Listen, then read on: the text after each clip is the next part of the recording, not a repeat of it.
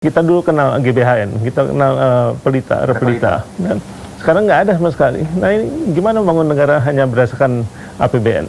Ya, akan sulit.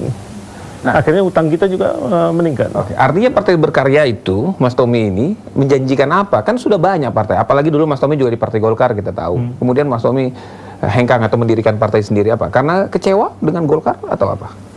Ya, saya kira Golkarnya sih itu kan cuma wadah ya. Tapi manusia-manusia, oknumnya yang memang sudah pemikirannya sudah jauh daripada kepentingan rakyat itu sendiri.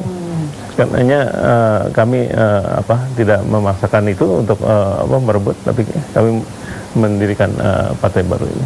Keluarga termasuk Mas Tommy tidak menyayangkan Mas harus meninggalkan Partai Golkar yang dibesarkan oleh almarhum Pak Harto? Saya kira tidak demikian, karena memang partai itu adalah cuma kendaraan. Yang penting kan manusianya. Gimana kita bisa menempatkan orang-orang yang betul-betul peduli pada bangsa negara ini, terutama pada rakyat yang kebanyakan, itu untuk bisa meningkat kesejahteraannya. Banyak yang mengatakan begini Mas, dengan mendirikan partai berarti harus menyediakan uang yang cukup besar. Ya relatif, saya kira dengan semangat yang besar dari masyarakat ingin perubahan, pembaruan daripada gerakan reformasi yang lebih mengarah kebenaran, itu tidak diperlukan dana yang tadi dipikirkan bahwa orang harus dibeli dan sebagainya. Apalagi sekarang masyarakat mayoritas lebih sadar bahwa mereka memerlukan pemimpin yang peduli pada mereka. Mas Tommy, apa sih yang mau dijual dari Partai Berkarya? Sosok kebangkitan dari dinasti atau Trastindana, dinastinya Pak Harto, begitu yang dijual? Saya kira enggak, ekonomi kerakyatan itu yang menjadi ujung tombak kami. Bagaimana dari rakyat, oleh rakyat, dan untuk rakyat.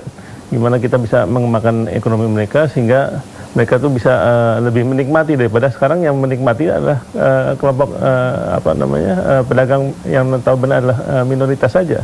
Ini bukannya kita nggak suka dengan minoritas, tapi harus lebih adil lah. Meskipun dulu juga di zaman Pak Harto ada orang mengatakan juga dinikmati oleh sekelompok orang tertentu juga. Ya. Sekelompok orang juga ya. Nah itu pemerataan inilah yang nggak jalan sekarang ini. Dan kalau GDP dipakai untuk barometernya, yang menikmati GDP itu siapa? Kan cuma kelompok tertentu aja kan yang menikmati. Sementara utang 4.700 triliun sekarang mungkin 5.000 triliun lebih. Itu yang tanggung adalah 260 juta rakyat. Tapi ada yang mengatakan bahwa utangnya sekarang kan juga utang bagian dari turunan dari zamannya Orde Baru. Coba bandingkan aja secara objektif.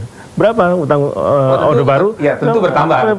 Dulu laporan pertanggungjawabannya almarhum Pak Harto di MPR tahun 98, utang pemerintah itu 54 miliar dolar. Kalau di kurs 3.000 saja, itu 150 triliun rupiah. Ya. 4.300 itu dengan kurs 13.000, sekarang 14.400 ya, lebih tinggi kan. Nah, dengan melihat itu semua, Mas Tommy yakin dengan Mas Tommy sekarang mendirikan partai itu semua bisa lebih baik? Tentunya, dengan syarat kami harus juga masuk ke kelompok 3 besar di ngomong ini menarik nih, karena banyak partai-partai loh sudah Mas Tommy bermunculan ya.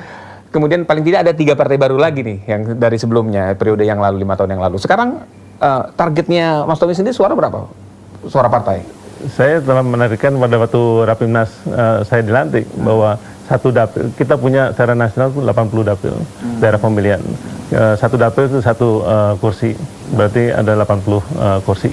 Dan 80 kursi itu kita kurang lebih akan menguasai 13,9%. Wah, optimis sekali Mas Tommy ya. Harus optimis. Kalau nggak optimis, lebih baik nggak usah berpartai.